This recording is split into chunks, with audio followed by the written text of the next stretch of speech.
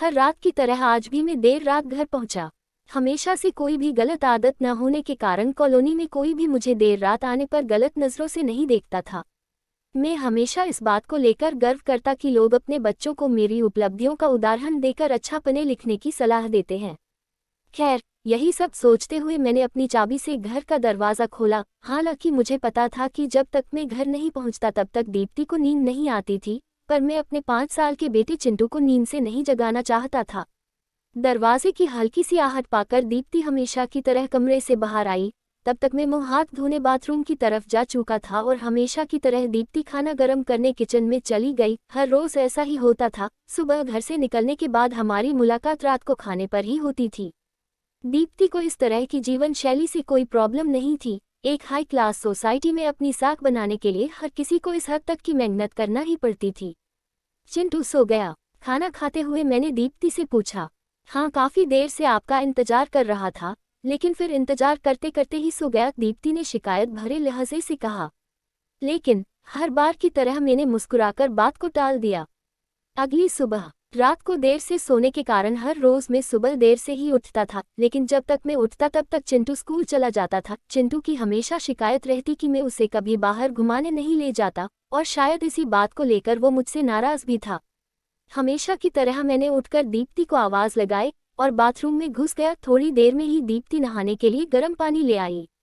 तुम नहीं होती तो मेरा क्या होता, हमेशा की तरह मैंने पानी की बाल्टी लेते हुए अपना घिसा पिटा डायलॉग मारा, और हमेशा की तरह ही दीप्ति मुस्कुराते हुए खाने की तैयारी करने किचन में चली गई। खैर, ऑफिस के लिए तैयार होकर जब मैं डाइनिंग टेबल पर आया तो चिंटू मुंह फुलाए बैठा था। क्या बात है जनाब, आज स्कूल नहीं गए? मैंने प्यार से चिंटू के बालों पर हाथ घुमाते हुए बोला। आज संडे है, चिंटू ने गुस्से भरी आवाज से कहा।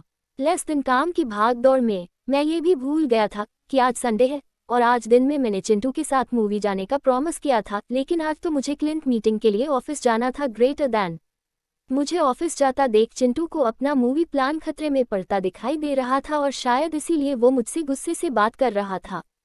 पापा, आप 1 घंटे के कितने पैसे कमा लेते हो? अचानक चिंटू ने पूछा।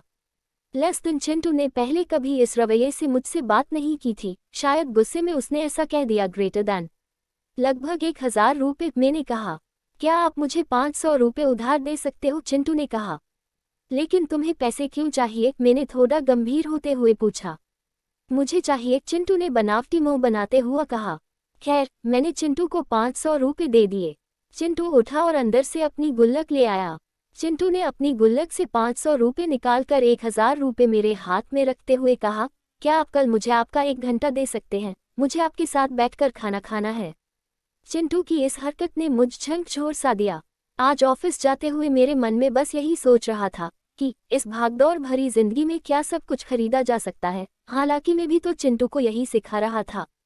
कहानी का तर्क यही है कि परिवार के लिए पैसा कमाने की चाह में हम परिवार को समय देना ही भूल जाते हैं। जिंदगी में सबके बीच में तालमेल बिठाकर चलना ही समझदारी है।